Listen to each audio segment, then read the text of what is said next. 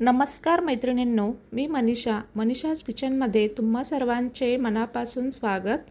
तर मैत्रिणींनो, इथे आज आपण रव्याच्या उकडीचे मोदक कसे बनवायचे ते पाहणार आहोत।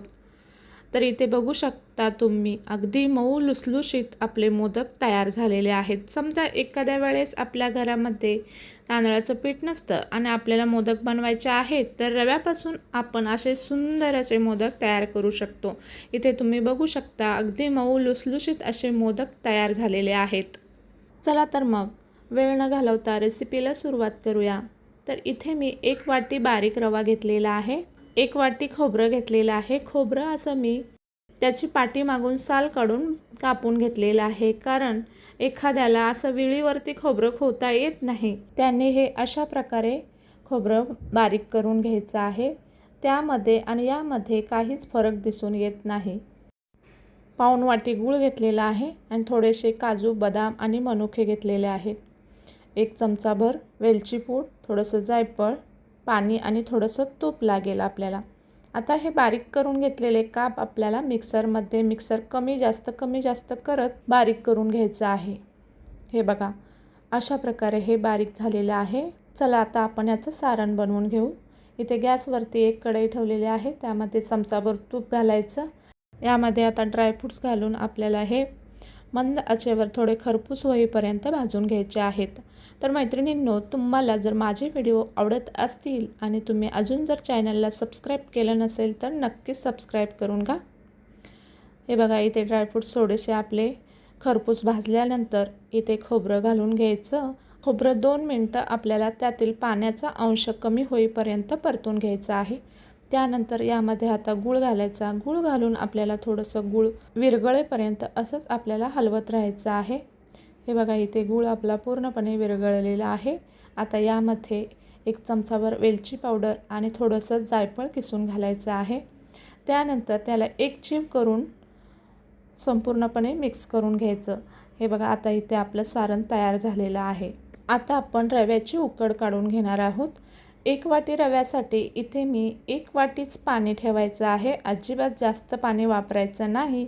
आणि त्यामध्ये 1 चमचाभरच तूप घालायचं आणि पाण्याला उकळी काढून घ्यायची। इथे बघा, पाण्याला उकळी आल्यानंतर त्यामध्ये आपल्याला रवा घालायचा आहे आणि रवा असा छान मिक्स करून घ्यायचा आहे।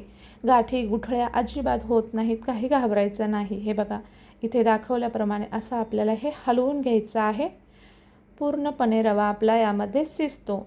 एकजीव करून झाल्यानंतर त्याला झाकण लावून आपल्याला 5 मिनिटांसाठी वाफ देऊन घ्यायची आहे। हे बघा, इथे अशा प्रकारे एकजीव झालेला आहे। आता आपण ह्याला झाकण लावून वाफ काढून घेऊ। सुरुवातीला 1 मिनिटभर गॅस चालूच ठेवायचा आणि पुढची 5 मिनिटं याला झाकून असंच ठेवून द्यायचं। हे रव्याचे मोदक करण्यासाठी आपल्याला बारीकच रवा पाहिजे आहे, एकदम 0 नंबरचा रवा असतो तो रवा घ्यायचा आहे।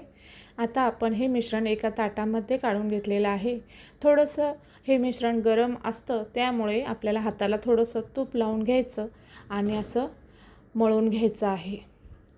मस्त असं मऊसूत पीठ होईपर्यंत आपल्याला हे मळून घ्यायचं आहे। छान असं एकजीव झाला पाहिजे त्याचा। आपल्या चपातीची कणिक जशी असते तसे आपल्याला हे झालं पाहिजे।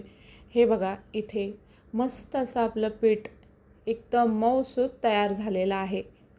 हे बघा, तुम्ही बघू शकता हे पीठ रव्याचं आहे असं वाटतसुद्धा नाही। आता आपण याचे गोळे बनवून घेऊ। इथे तुम्हाला मोदक कसे मोठे छोटे हवे असतील त्याप्रमाणे तुम्ही याचे गोळे करून घेऊ शकता। मी इथे जसा आपण पुरीला जेवढा गोळा घेतो तेवढाच याचा गोळा करून घेतलेला आहे। आता हे आपण लाटून घेऊया।